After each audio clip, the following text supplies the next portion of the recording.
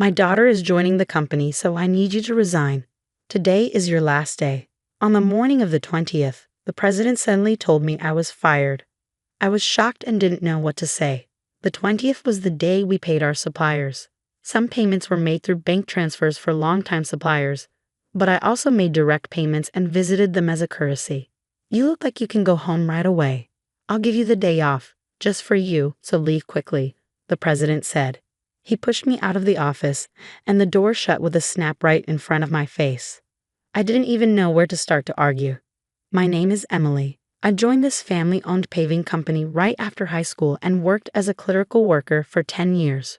Well, until just now. The company had about 20 employees, and when the current chairman was the president, the workplace atmosphere was great. It was an easy place to work. The chairman, now retired, used to work closely with the younger employees, and his wife, Catherine, would come in every day to help with various tasks until he was hospitalized. Their daughter, Kelly, was skilled in both field and office work. Her husband was the site manager and was trusted by the on-site employees. Even though they were the founding family, they never acted superior or looked down on the employees. It would have been wonderful if this enjoyable and smooth-running company life had continued, but unfortunately, reality wasn't so kind.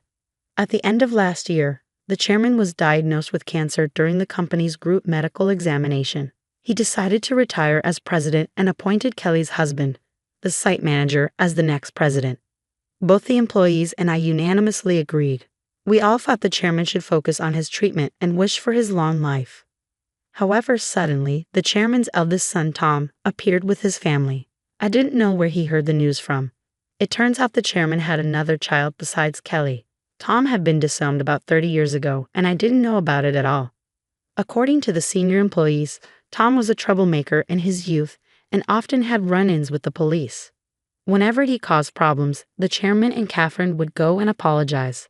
After dropping out of high school, he got involved in multi-level marketing and fraudulent activities, which finally led the chairman to disown him.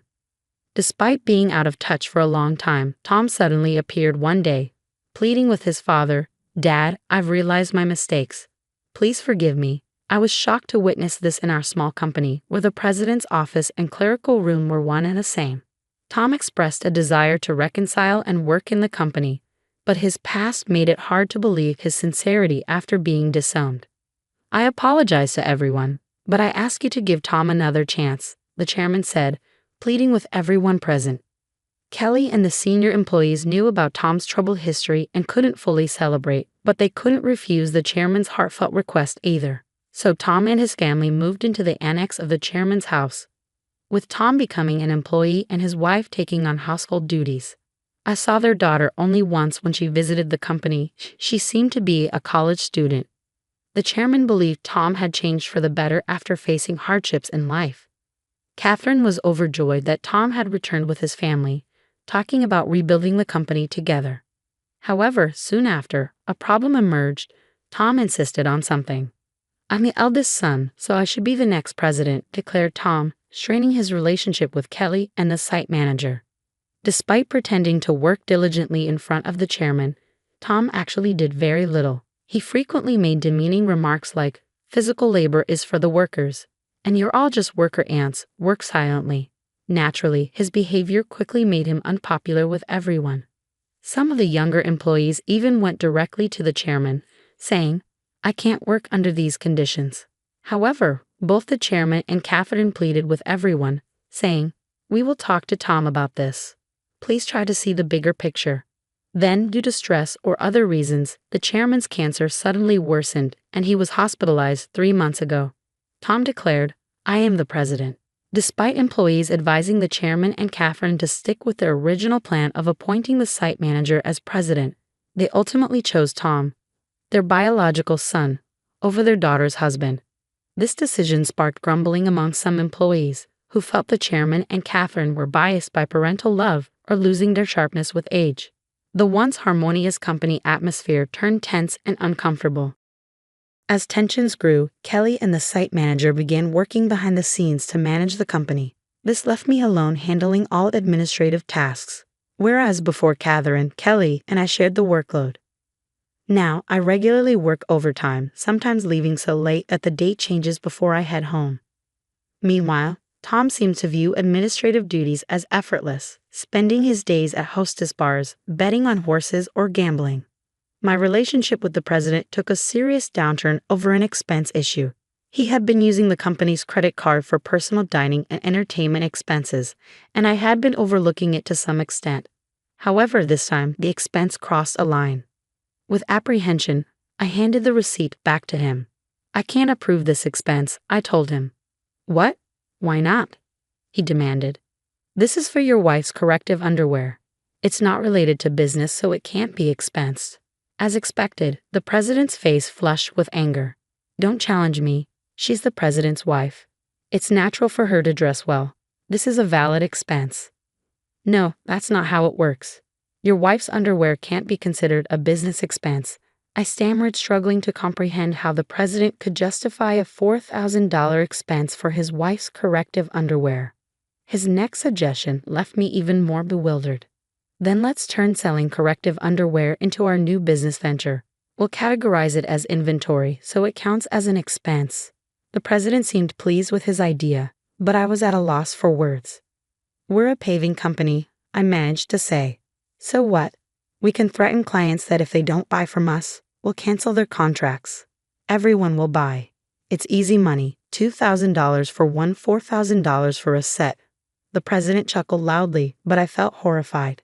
"That's absolutely unacceptable. It will damage our credibility." I snapped at him in anger. From that moment on, I became the target of the president's disdain. Day after day, I endured constant berating from him. The situation became so difficult that I considered quitting many times. However, I continued to endure and work, driven by my loyalty to the chairman who had always supported me and my concern for the team who would struggle if I left. The truth was, I couldn't afford to lose my job suddenly either. I decided to tough it out until the right moment to move on. But then, unexpectedly, I was fired. If I quit abruptly now, it will cause problems for our clients, I thought to myself. Taking a deep breath, I gathered my courage and confronted the president. "I can't do this. I can't just leave without proper notice and handover. Even your daughter wouldn't be able to handle the workload. Besides, today is the day we need to handle payments," I said in one breath, fully expecting the president to erupt in anger. As expected, the president's face turned red with anger. "Shut up. I told you to resign because my daughter is joining the company. Today is your last day. As for the payment, let them wait until they come to collect it. There's no need to pay them up front." "Excuse me, isn't it normal to pay for something once you buy it?" I was shocked and explained it patiently, as if talking to a child.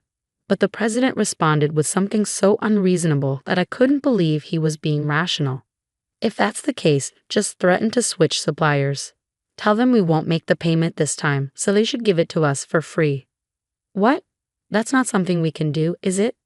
I was so stunned that I couldn't find the right words to respond. "You're completely useless. My daughter has a college degree. She can handle office work easily. As family, she won't question my expenses like you do. You're all talk and no action. We don't need someone like you in our company. Leave now," the president sneered. It seemed clear he intended for his daughter to handle accounting so he could justify personal expenses as business expenses. "Oh, is that so? Just remember, I won't regret this," I replied. Words were futile at this point. My patience had worn thin. I quickly gathered my belongings and left the company, feeling sorry for our clients. I called Kelly, despite knowing Catherine and Kelly were busy with the chairman. This was urgent. I explained everything and trusted the rest to Kelly. Once I left the company, I suddenly found myself with nothing to do. Being fired without notice clearly violated labor standards laws. If I reported this to the Labor Standards Office, the company would be in trouble. Since our company was part of the middle company payment system, I could claim my severance pay and 1 month's salary. This system supports small and medium-sized enterprises that can't afford severance pay on their own. I didn't need to rush because I could apply within 5 years from my retirement date, and the Labor Standards Office had a 2-year statute of limitations.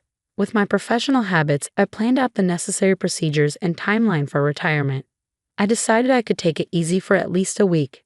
Lately, I had been working overtime and weekends nonstop, leaving no time for myself at home. There were many places I wanted to visit once I settled down, so I chose to go on a day trip to the beach for a refreshing break. After enjoying myself at the beach, I checked my phone in the locker and found several missed calls, emails, and voicemails.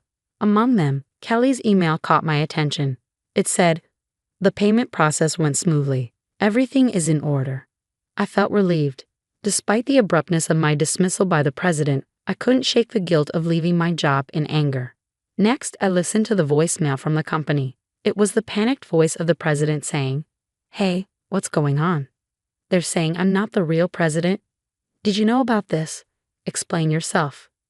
After chuckling at his realization, I continued to check my emails and voicemails. Among them was a message from the chairman, so I promptly headed to the hospital. Arriving at the hospital room that evening, I found Catherine and the president already there. As soon as the chairman saw me, he greeted me from his bed. "Emily, I'm truly sorry for my foolish son." "Hey, what's going on? I'm not the official president. Explain yourself." Tom shouted arrogantly, clearly not understanding the situation. The chairman quickly silenced him with a stern command. "Quiet down." It turned out that right after I had called Kelly, she promptly informed the chairman and Catherine. Upon receiving the news, the chairman immediately contacted Tom, who was acting as president, and asked, "Do you really not know anything? So what's the truth?" I calmly explained to the president, who was still shouting in confusion. "Essentially, Tom, you didn't have any legal authority. Your role as president was just a title. It might seem confusing, but in business terms, president is a position within the company and doesn't hold legal standing like a representative director does. The representative director is the one legally responsible for the company's actions externally. It's a different and more formal role that requires specific legal procedures to change." I continued, "While the title of president can be changed informally within the company, altering the representative director involves complex legal processes. That's why your position didn't carry the legal weight you assumed it did." 3 months ago, when Tom was appointed president, there was strong opposition from Kelly, the site manager, and veteran employees. That's when I proposed a strategy. Tom would be a figurehead president while the chairman remained the legally responsible representative director.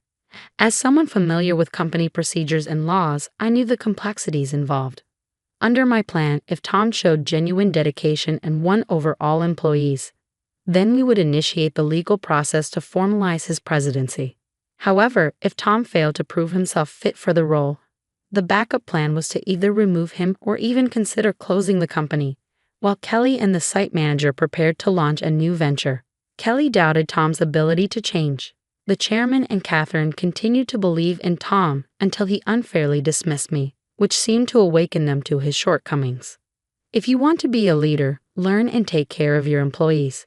I've told you this many times," the chairman emphasized. Tom retorted, "It's not a big deal, right? Can't we just handle the procedures now?" "No, it's not possible," the chairman explained. "Our company offers stocks to employees who want them, and many of them own shares.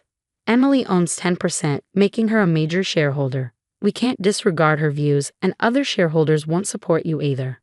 As the president began to understand the gravity of the situation, his face paled. "What? I don't have any shares." "None.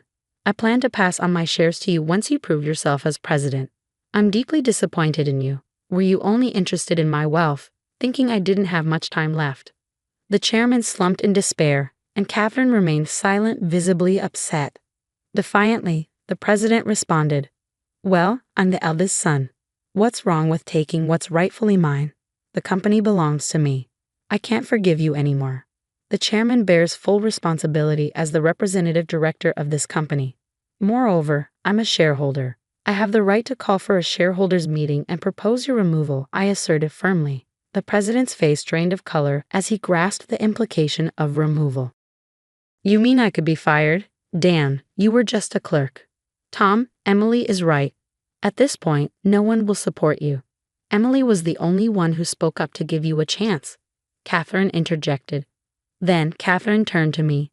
"Emily, I owe you a sincere apology. I regret causing you trouble because of my love for my son. Please tell me what you'd like to do."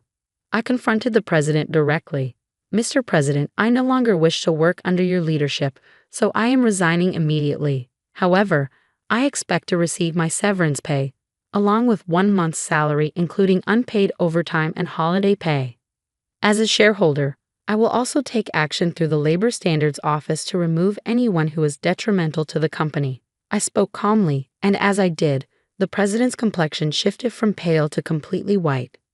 Continuing, I informed them how Kelly had been actively visiting clients and successfully promoting our new company. Many clients had already decided to switch from our current company to the new one, and most of our employees were planning to follow suit. That's impossible. I'll sue you, the president threatened, his voice cracking. But the chairman intervened firmly. I am the representative director. You have no such authority. The president collapsed to his knees, and I felt a mix of emotions: regret, disappointment, and a sense of closure. Mr. President, it's unfortunate it had to end this way. If you had changed your approach upon returning, things might have been different. There were ample opportunities for understanding if you had made efforts to learn and adapt. Ultimately, it was the president himself who squandered those chances, a classic case of reaping what one sows. In the aftermath, the chairman decided to shut down the company, leaving Tom unemployed. The president's wife attempted to sell corrective underwear, but it didn't succeed. They faced legal issues for aggressive sales tactics and were eventually arrested for involvement in a pyramid scheme. When Kelly returned to her parents' home, she found boxes of unsold underwear left behind. As for the daughter, she found employment elsewhere, although the specifics are unknown. I now work happily at Kelly's and the site manager's new company. I cherish my relationships with others and strive to live authentically each day.